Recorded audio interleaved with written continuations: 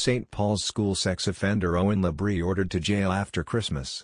A judge has refused to shorten the jail term for Owen Labrie, a former student at the elite St. Paul's prep school who in 2015 was convicted of sexually assaulting a 15-year-old classmate a year earlier. Merrimack County Superior Court Judge Larry Smuckler in New Hampshire denied appeals on Tuesday to shorten Labrie's sentence, saying he had to take into account justice for the victim. Smuckler ordered that Labrie spend the next 10 months in jail, starting on the day after Christmas.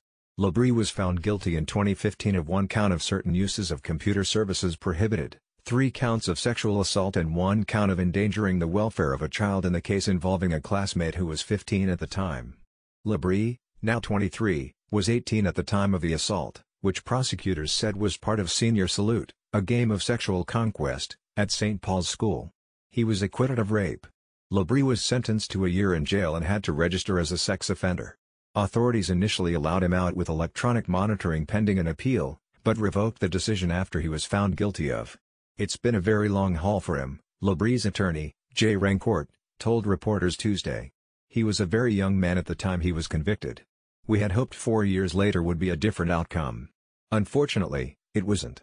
Labrie's victim released a statement to NBC News on Tuesday saying the ruling held her assailant and the school accountable in a way she has wanted since she reported the alleged May 2014 rape. "Today's decision is important because it shows survivors that people are listening, even if it takes several years for a single case to be resolved," she said.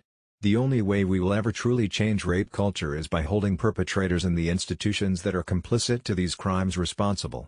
At the time of, the rector for St. Paul's released a statement commending the victim for her remarkable strength. He also said the school has a responsibility to ensure that our students live and learn together in a community that is built on respect, caring, and support for one another. The New Hampshire State Supreme Court is deciding on from Labrie's defense, who argue he had an ineffective legal team prior to his conviction. Doha Madani is a breaking news reporter for NBC News.